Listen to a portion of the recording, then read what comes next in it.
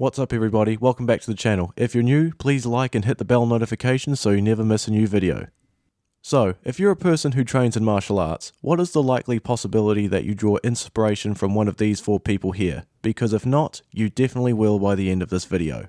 Because I guarantee that if you were alive at any given point in the past when these people were in their peak prime and you had a self-defense encounter with one of them, I guarantee that they would most certainly fuck you up. Manny Pacquiao, also known as Manny Pacman. Pacquiao is widely recognized as being one of the world's most ferocious boxers, and it's easy to see why. He held 12 major world titles in 8 different weight classes. Pacquiao was the first boxer in history to win major world titles in 4 of the original 8 weight divisions in boxing. He was born into the Philippines into extreme poverty, and as he got into his teens, it became obvious to him that the only way to lift himself and his family out of extreme hardship would be to box, and he fought like a meat grinder. Imagine a guy so tough that when he first started boxing, he was a few pounds lighter than most of his opponents, and he had to put heavy stuff in his pockets in order to meet the bare minimum weight required in order to compete. But despite that, he was already a pro by age 16 and at not even 5 feet tall at that point. In fact, for pretty much his entire career, he fought mostly fighters who were bigger than him. He was just somebody who could end a fight at any given moment with a single blow. I could just imagine how much deadlier he would have been if he were taught Mike Tyson's peekaboo version of boxing.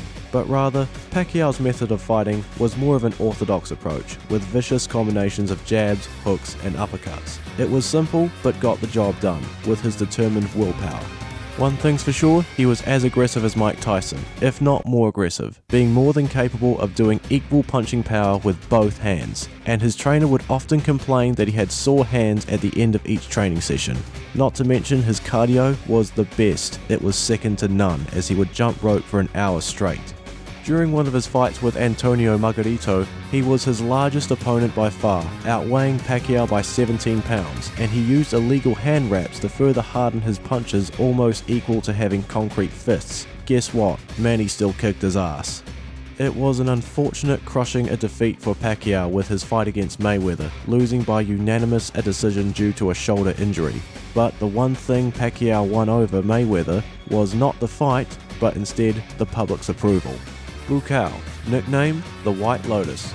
Buakaw is the deadliest Muay Thai fighter on the planet, holding a professional record of 239 wins. He began training in Muay Thai as a young boy at the age of 7. Like many poor kids growing up in Thailand, he spent many hours of the day in a gritty gym training his ass off in the art of 8 limbs, as prize fighting was often the only way to generate income for any schools to be run in Thailand. Yet at the same time, for many kids it being the only chance for a bright, prosperous life for which they can support themselves and their family.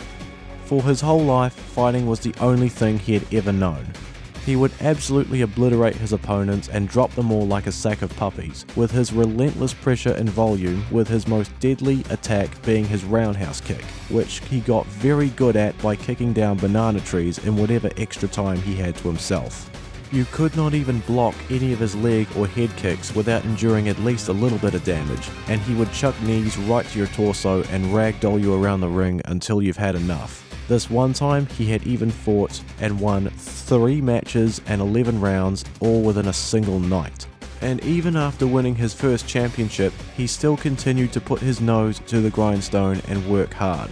If not for this man, Muay Thai would not have had the impact on the world of MMA like what we know nowadays. He is the 2-time K1 Max champion, the only man ever to achieve that goal. His most memorable fight, in my opinion, being his last fight with his former arch-enemy Andy Sauer, where he put on a hell of a performance where he smashed him up and down the ring, but then shamelessly had his victory stolen off him, again. Masuyama, founder of Kyokushin Karate. As a Korean living in Japan in World War II, Masuyama faced a lot of discrimination. Even Koreans in Japan nowadays are still seen as outsiders, but in his day, it was so much worse. He had trained in the disciplines of Shotokan and Goju-ryu karate in order to defend himself, and he even joined the Japanese Air Force to train to become a kamikaze pilot. All this to prove himself worthy as a Japanese citizen. During the American occupation of Japan, he would constantly get into fights with military police due to the fact that he was an immigrant and had a very bad temper. So with that, plus his karate training, the roots of Kyokushin Karate was born. Now, for those of you who have seen Cobra Kai Season 1, this is the part where Masuyama's life starts to sound a lot like Johnny's, where he sets up a dojo just to make ends meet and gains a bit of a reputation for his rough approach with his pupils. Only this guy was so much worse. He would have his students fighting on the beaches on a rainy day with no sparring gear on, but over time he had to make things slightly less brutal by banning punches to the face, head and neck, which ultimately led to less of his students dropping out. This is a guy who after World War II went into the mountains of Japan and trained for 8 months to fight wild animals and harden his body. And when he returned, he created the Kumite, a 100-man challenge. He would spar one opponent for 2 minutes, then keep rotating. His opponents would get to rest if they win again, and he'd have a grand total of 100 fights in one day, and he went to do this 3 times. One last thing I'll say before moving on, he is the only person for where there is footage you can find of a martial artist single-handedly fighting a bull. What toughness. I've saved my favourite one for last. Nick Mui, the founder of Wing Chun. Wing Chun is a relatively new martial art that branches off Kung Fu, founded about 300 years ago in China. She was a student under Shaolin Kung Fu, and she was one of the people who survived the destruction of the Shaolin Temple by the Qing dynasty.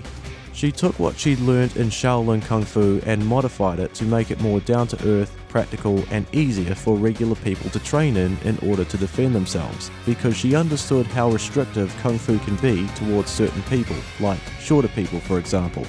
The art was even named after her first student, Ying Wing Chun. Having good footwork and quick arm movement and good maneuverability to be able to pin and trap your opponent, all while maintaining good balance, are vital to the art. It emphasizes simultaneous attack and defense to minimize the risk of being counterattacked by your opponent. Many of its moves, such as eye gouging, nut grabbing, or strikes to the throat, make Wing Chun illegal in any combat sports setting. But on the plus side, Wing Chun is perfect for any self-defense encounter, with most of its techniques being really fast and done in a close quarters setting, and also not pretty when used to perform on people for real. Okay everyone, that concludes today's video. Don't forget to like and hit the bell so you never miss a new video upload, and I'll see you all in the next one.